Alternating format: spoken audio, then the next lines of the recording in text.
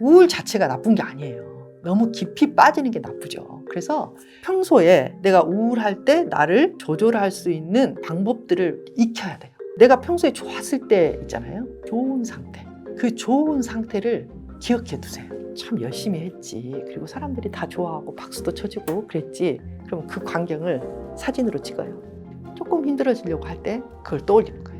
우울을 대처할 수 있는 이무기, 저무기, 이무기, 저무기를 다 이렇게 딱 가지고 있는 거죠. 우울증 환자뿐만 아니라 보통 삶을 살아가는 사람들에게도 다 중요한 거예요. 자신의 욕구를 존중하고 자신을 존중하세요. 우울증을 내가 벗어나야 되겠다. 내가 우울하거나 불안하는 거를 고쳐버려야 되겠다. 라는 생각을 버리셨으면 좋겠어요. 그걸 조절해야 되겠다. 어쩌면 평생 동안 나에게 있는 특징일 수 있어요. 우울 자체가 나쁜 게 아니에요. 너무 깊이 빠지는 게 나쁘죠. 그래서 우울 기질이 있어요. 우울 기질이. 근데 우울 기질의 사람들이 되게 위대한 작가도 많고요. 예술가가 많아요. 천재적인 사람들이 우울한 사람들이 많거든요. 그러니까 우울이 나쁘다, 불안이 나쁘다 그렇게 생각하지 마시고 이것이 어쩌면 내 평생 같이 가야 될 친구일 수도 있고 나의 좋은 장점이 이런 식으로 나타날 수도 있으니 나는 이걸 평생 조절해야 되는 중요한 부분이다 이렇게 생각을 하시고 두 번째는 내가 우울에 이렇게 툭 빠질 때의 신호가 있어요. 사람마다 달라요. 그 신호가 딱 뜨면 빨리 알아차려야 돼. 빨리 뭘 알아차려야 되냐면 내가 또 우울로 빠지고 있네? 이걸 빨리 알아차려야 돼요. 안 그러면은 이 우울 사고들이 막 올라올 때 그거를 계속 나하고 붙어버린다고 그랬죠. 이질적이 돼야 되거든요. 내가 이런 생각을 하고 있네 이거하고 내가 이거네 하는 건 되게 다르죠. 그러니까 빨리 내가 우울로 빠지고 있고 내가 그런 생각 속으로 들어가고 있구나 이렇게 해야 조금 떨어져요. 이게 관찰자적인 시점이 돼야 되는 거예요. 그래서 그런 거를 본인이 알아차리고 빨리 알아차릴수록 이게 조절이 쉽습니다. 그러니까 이제 빨리 알아차려야 되고요. 그 다음에 평소에 내가 우울할 때 나를 조절할 수 있는 이 방법들을 익혀야 돼요. 우울할 때 익힌다? 그건 안 돼. 그때는 이미 늦었어요. 평소에 익혀놔야 돼요. 그럼 뭘 익혀놓느냐? 일단 이게 명상, 숨쉬기. 여러분 숨쉬기가 너무 중요해요. 명상이라고 하면 좀 어렵게 생각하니까 그냥 저는 숨쉬기라고 할게요. 그리고 이제 운동. 여러분이 좋아하는 장소 이런 것도 좀 있어야 돼요. 내가 좀 힘들 때 어디 가면 조금 낫더라. 이런 것도 좀 있어야 되고요. 내가 평소에 좋았을 때 있잖아요. 우울하지 않았을 때. 좋은 상태. 그 좋은 상태를 기억해 두세요. 굉장히 긍정적이고 밝고 이렇게 좋았던 상태를 생각을 해보는 거예요. 그때 그 발표를 했을 때 참 열심히 했지. 그리고 사람들이 다 좋아하고 박수도 쳐주고 그랬지. 그럼 그 광경을 사진으로 찍어요. 그리고 그 광경에 대한 그때의 느낌들, 정서적인 느낌들을 많이 기억해요. 써놓으면 더 좋아요. 예를 들면 격려, 칭찬, 박수, 막 용기, 희망, 그때의 그 분위기, 그 시각적으로 막 각인을 하는 거죠. 그리고 그 소리들도 막 기억을 해놔요. 조금 힘들어지려고 할 때 그걸 떠올리는 거예요. 이렇게 내가 격려가 되고 좋은 순간들을 사진으로 찍어놔요. 그리고 자꾸 평소에 그거를 떠올려요. 그러니까 자 어떻게 될 거냐면 우리는 우울을 대처할 수 있는 이무기, 저무기, 이무기, 저무기를 다 이렇게 딱 가지고 있는 거죠. 그래서 조금 내가 떨어지기 시작할 때 빨리 알아차려야 된다고 했잖아요. 빨리 알아차릴 때 약도 얼른 먹고 그다음 이것들을 하나씩 다 쓰는 거예요. 그럼 어떻게 되냐면 이렇게 내려갈 것이 덜 내려가요. 그리고 다음에 또 내려갈 때 또 조금 내려가다가 또 탁 회복이 돼요. 이거는 우울증 환자뿐만 아니라 이렇게 보통 삶을 살아가는 사람들에게도 다 중요한 거예요. 그리고 이제 되게 중요한 게 뭐냐면 자기 셀프 토크하는 거. 자기에게 말하기. 근데 마음은 하나도 안 돼. 자기 위로하고 싶지가 않아. 마음은 내가 쓰레기 같아. 그래도 말로 해주는 거예요. 야, 그만하면 잘 견딘 거지. 그만하면 네가 애쓴 거야. 그리고 또 좋은 방법은 뭐냐면 감사 운동을 하는 거예요. 감사 운동. 처음에는 감사 해가지고 조금 피상적으로 생각을 했었거든요. 근데 뇌과학이 발달하면서 이 감사를 한다는 게 얼마나 뇌를 놀랍게 변화시키는지 연구들이 너무너무 많이 돼 있어요. 그래서 특히 잠자기 전에 감사하는 거에 대한 연구들이 많이 돼 있거든요.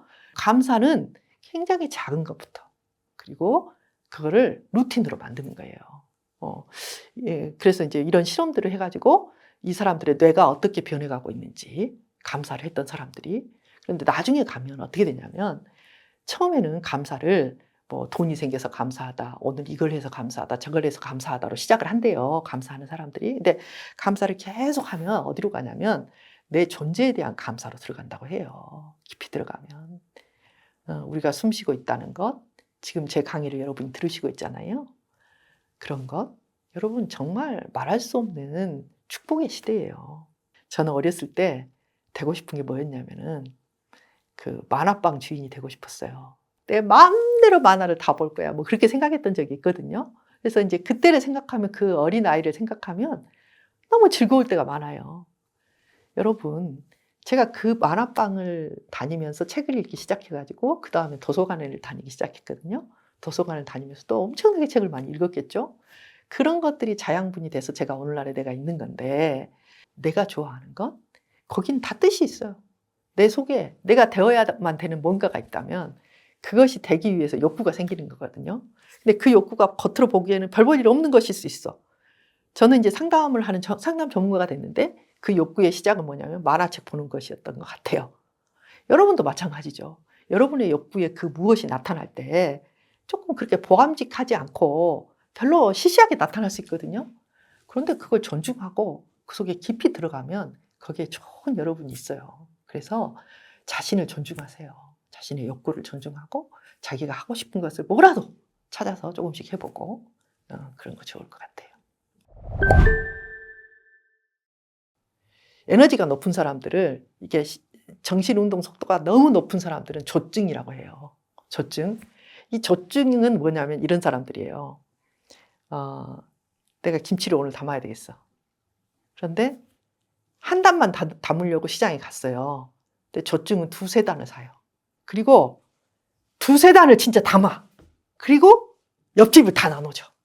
이건 이 에너지, 정신 에너지 자체가 높은 사람들이에요. 조증 병이 아닐지라도 약간 경조 상태야. 근데 이제 내가 한 단을 담고 싶어. 그래서 겨우 가서 한 단을 샀어. 그래서 한 단을 내가 사서 좀 힘들지만 담았어. 그럼 그건 정상. 한 단을 샀어. 안 돼. 결국 다 물러서 버렸어. 그럼 그건 약간 지금 좀 이상한 거야. 여러분이 이런 식으로 삶을 살아가는데 뭔가 너무 속도가 느려지고 하고자 하는 게 잘 안 되고 그러면 난 의지가 나빠, 의지가 너무 없어, 막 그러지 말고 내가 에너지 속도가 좀 떨어져 있구나. 이거를 좀 알아야 돼요. 뭐 우울증까지는 아니더라도 그러면은 내가 어떻게 이걸 관리해야 될까? 뭐 이런 것도 좀 생각해 보셔야 될 것 같아요. 문제는 이제 사고인데, 이 부정적인 생각이 꼬리에 꼬리를 물고 계속 이제 떠올라요. 이게 계속되는 거예요. 그러면은 사람들이 뭘 구분을 못 하냐면은 내가 부정적인 사고를 하고 있구나라고 생각하지 않아요. 사람들은 어떻게 생각하냐면 이 부정적인 것이 사실이구나라고 생각해요. 내가 왜 이렇게 바보 같지? 그러니까 내가 그런 바보 같은 말을 했구나. 또 그 전에도 또 그런 짓을 했잖아? 그러니까 내가 정말 정신이 없는 인간이야. 막 이렇게 들어가요. 여기서 바보 같다는 생각을 해야 한 거잖아요. 그런데 우울증이 걸리면 어떻게 되냐면 내가 진짜 바보야. 그 다음에 또 내려가. 정신이 없어. 그래, 내가 진짜 정신이 없어. 그러니까 뭐냐면 이런 부정적인 사고와 내가 완전히 이렇게 붙어버리는 거예요. 이런 걸 우리가 자아동질적이라고 하는데, 이 자아동질적이 되면 이 사고가, 부정적인 사고가 계속 떠오르면서 그거 자체가 내가 돼버리기 때문에 헤어날 수가 없는 거예요. 그런 증상이 있으면 자꾸 그걸 나에게로 가져오지 말고 빨리 치료를 받는 것이 좋습니다.